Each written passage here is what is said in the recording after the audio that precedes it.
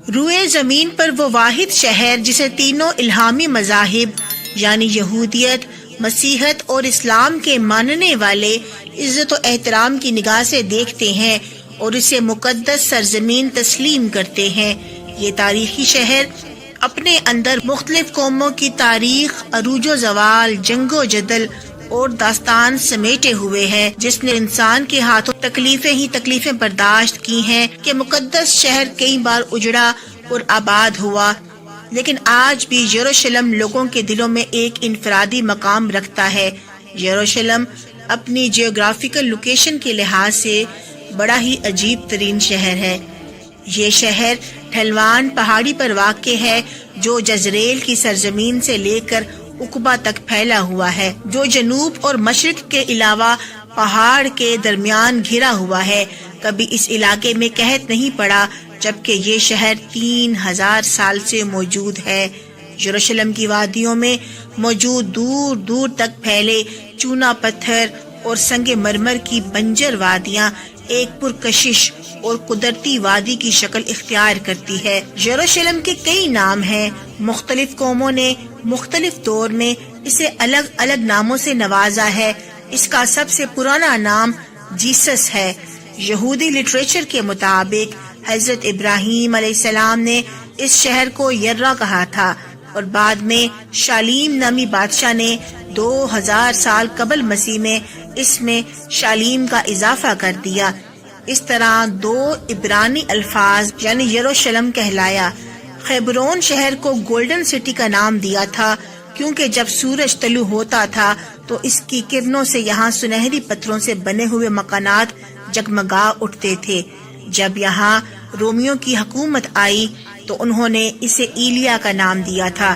اس طرح مسلمان حکمرانوں نے اسے القدس کا نام دیا، جبکہ یہود و نصارہ نے یروشلم کے نام کو ہی تسلیم کیا، اور اس طرح آج تک اسے یروشلم کہہ کر پکارا جاتا ہے۔ انسانی یادوں میں دنیا کا کوئی شہر بیت المقدس سے قدیم ابھی تک معلوم نہیں ہوا ہے۔ اہل کتاب کے عقائد کے مطابق ایلیا وہ سرزمین ہے جس کے انسان گناہوں سے پاک ہو جاتے ہیں۔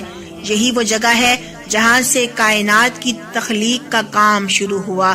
مذہب اسلام کے مطابق یروشلم میں سب سے پہلے خود حضرت آدم علیہ السلام یا ان کے کسی بیٹے نے قدم رکھا تھا، جیسا کہ نبی صلی اللہ علیہ وآلہ وسلم نے فرمایا ہے کہ روئے زمین پر سب سے پہلی مسجد الحرام ہے اور اس کے 40 سالوں بعد بیت المقدس کی بنیاد ڈالی گئی تھی، لیکن غالباً اس وقت یروشلم میں انسانی آبادی نہیں پھیلی تھی۔ تاریخ کے مطابق سب سے پہلے یہاں آل سام یعنی نوح علیہ السلام کے بیٹے سام کی اولادیں 2500 قبل مسیح میں آ کر آباد ہوئیں، جنہیں کنعانی کہا جاتا تھا۔ اس لیے یروشلم کو قدیم تاریخ میں ارض کنعان کے نام سے یاد کیا جاتا ہے۔ 2000 سال قبل مسیح کے زمانے میں حضرت ابراہیم علیہ السلام نے عراق سے یروشلم ہجرت فرما کر اس علاقے میں پہنچے اور خیبرون کے مقام پر سکونت اختیار کی۔ کتاب مقدسہ اور ابن کثیر کی روایتوں کے مطابق اس وقت یروشلم کے بادشاہ شیلم حضرت ابراہیم پر ایمان لے آیا اور اس طرح بروم میں حضرت ابراہیم کی طاقت و قدرت میں اضافہ ہو گیا۔ یہی آپ کی اولادیں ہوئیں اور آپ نے زندگی کا بڑا حصہ اسی مقام پر گزارا اور ہبرون میں ہی مدفون ہوئے۔ 40 سال بعد حضرت ابراہیم علیہ السلام کے پڑپوتے یعنی حضرت یعقوب علیہ السلام نے اسی جگہ خداوند خدا کو خواب میں دیکھا تھا۔ انہوں نے اس مقام پر بیت ایل کی تعمیر کی جو یہودیوں کی پہلی مقدس مقام مانی جاتی ہے۔ آپ علیہ السلام کی اولادیں جنہیں بنی اسرائیل کہا جاتا ہے، یہ لوگ کنعان چھوڑ کر مصر کی طرف ہجرت کر گئے اور لمبے عرصے تک وہاں فرعونیوں کے غلام بنے رہے۔ اس زمانے میں قوم عمالقہ نے ارض فلسطین پر اور یروشلم پر قبضہ کر لیا، اور جب موسیٰ علیہ السلام بنی اسرائیل کو لے کر مصر سے نکلے تو وہ اسی ارض مقدسہ کا ان سے وعدہ کیا گیا جو بنی اسرائیل کو عطا ہونے والی تھی۔ اس وقت اسرائیلیوں کی تعداد 7 لاکھ سے بھی زائد تھی۔ موسیٰ علیہ السلام کی زندگی میں بنی اسرائیل فلسطین میں داخل نہ ہو سکے، لیکن آپ کے بعد آپ کے جانشین حضرت یوشع بن نوح علیہ السلام کی رہنمائی میں بنی اسرائیل نے قوم عمالقہ سے جنگ لڑی اور انہیں فتح نصیب ہوئی۔ دوبارہ بنی اسرائیل فلسطین کے نواحی علاقوں میں آ کر آباد ہو گئے۔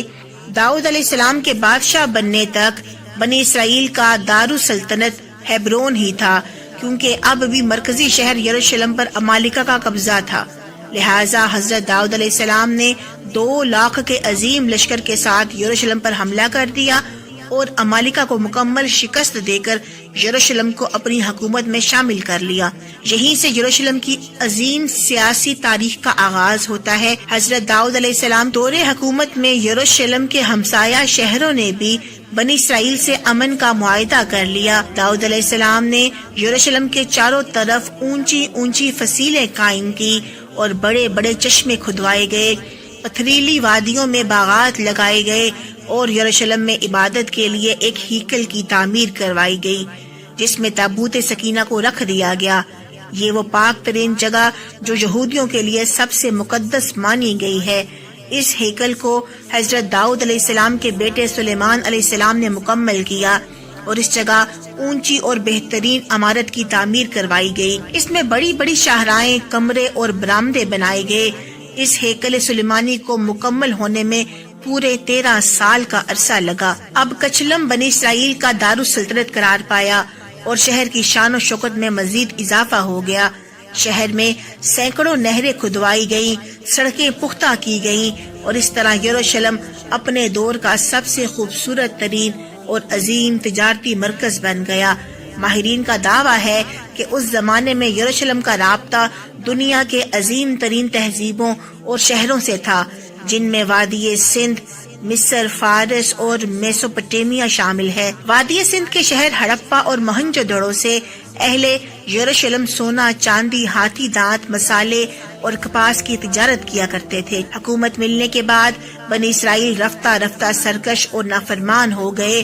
انہوں نے توریت میں رد و بدل کر دیا، پیغمبروں کو قتل کیا، یہودا کی مورتیاں بنا کر بت پرستی کی ابتدا کی اور سود، زنا اور بدکاری جیسے جرم میں ملوث ہو گئے۔ لہٰذا ان کے اس نافرمانی کے تحت یروشلم پر بیرونی طاقتوں نے کئی بار حملے کیے اور 1000 سال کی اس طویل تاریخ میں تقریباً 17 مرتبہ یروشلم پوری طرح اجڑ کر دوبارہ آباد ہوا۔ ان حملوں میں شاہ مصر شیشاک کا حملہ، اشوری بادشاہ سیخرب کا حملہ، 500 قبل مسیح میں بابل کے بادشاہ بخت نصر کا حملہ، 300 قبل مسیح میں سکندر اعظم کا حملہ، جنرل سکوپر کا حملہ اور سن 70 عیسوی میں رومی جنرل ٹائٹس کا حملہ تباہ کن حملے تھے۔ ان میں بخت نصر اور ٹائٹس کے حملے سے یروشلم اور یہاں آباد لوگوں کو سب سے زیادہ نقصان پہنچا اور اس حملے میں ہیکل مکمل طور پر تباہ و برباد ہو گیا۔ توریت کے نسخے جلا دیے گئے، اسرائیلی عورتوں کو اسیر بنا لیا گیا، شہر میں قتل عام ہو گیا، یہودیوں کے تمام مال و اسباب لوٹ لیے گئے اور یروشلم کی تمام عظیم محلات اور تعمیرات پتھر کے ڈھیر میں تبدیل ہو گئے۔ ٹائٹس کے حملے کے بعد تقریباً 5 صدیاں یعنی کہ 500 سال تک شہر یروشلم بازنطینی سلطنت یعنی عیسائی حکومت کا حصہ رہا اور پھر 5ویں صدی عیسوی میں اسلام کی آمد کے ساتھ یروشلم کی تاریخ میں ایک نئے باب کا آغاز ہوتا ہے۔ حضرت محمد مصطفیٰ صلی اللہ علیہ وآلہ وسلم نبوت کے 7ویں سال سفر اسراء و معراج پر روانہ ہوئے۔ آپ صلی اللہ علیہ وآلہ وسلم مسجد حرام سے بیت المقدس پہنچے اور تمام انبیاء کرام کی نماز کی امامت کروائی اور پھر اسی مقام سے براق پر سوار ہو کر 7 آسمانوں کے سفر پر روانہ ہو گئے۔ اس طرح کعبہ شریف اور مسجد نبوی کے ساتھ یروشلم کے بیت المقدس کو اسلام کا اہم ترین مقام کا درجہ حاصل ہوا۔ 16 ہجری یعنی 236 عیسوی میں حضرت عمر ابن خطاب کے خلافت میں بیت المقدس کو یہود و نصارہ کے ہاتھوں سے آزاد کرا لیا گیا اور یروشلم اسلامی سلطنت کا حصہ بن گیا۔ اموی خلیفہ عبد الملک بن مروان نے مسجد اقصی کی تعمیر کرائی اور خلیفہ عباسی منصور نے مسجد کی مرمت کروائی۔ مسلمانوں کے یروشلم فتح کرنے کے بعد کئی عرب قبائل وہاں آ کر سکونت پذیر ہو گئے اور کچھ عرصے میں ہی یروشلم ایک خالص عرب علاقہ میں تبدیل ہو گیا۔ بنو عباس کی خلافت تک یروشلم اسلامی ریاست کا حصہ رہا، لیکن جیسے ہی خلافت کمزور پڑنے لگی تو 1099 عیسوی میں صلیبیوں نے بیت المقدس کو مسلمانوں سے چھین لیا اور یروشلم میں مسلمانوں کے خون سے ہولی کھیلی گئی۔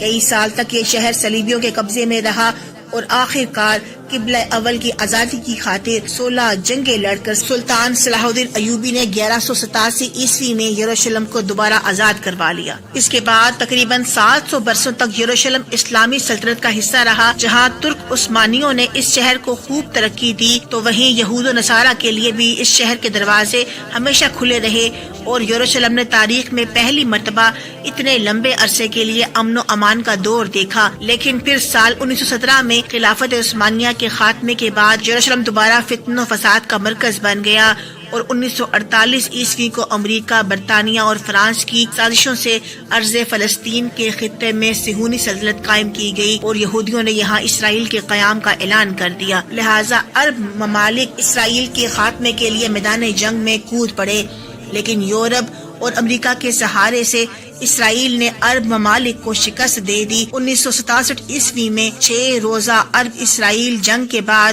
یہودی یروشلم اور بیت المقدس پر بھی قابض ہو گئے۔ یہودیوں نے یروشلم سمیت فلسطین کے مشرقی علاقوں پر بھی قبضہ کر لیا، جسے عالمی برادری آج بھی ایک غیر قانونی قبضہ قرار دیتی ہے۔ صرف یہی نہیں بلکہ وقت کے ساتھ اسرائیل فلسطین کے مزید مسلم علاقوں پر قبضہ کرتا رہا، جو آج تک جاری ہے۔ ان قبضوں کے رد عمل میں ہر سال فلسطین میں اسرائیل کی انسانیت سوز ظلم کی داستان دیکھی جا سکتی ہے۔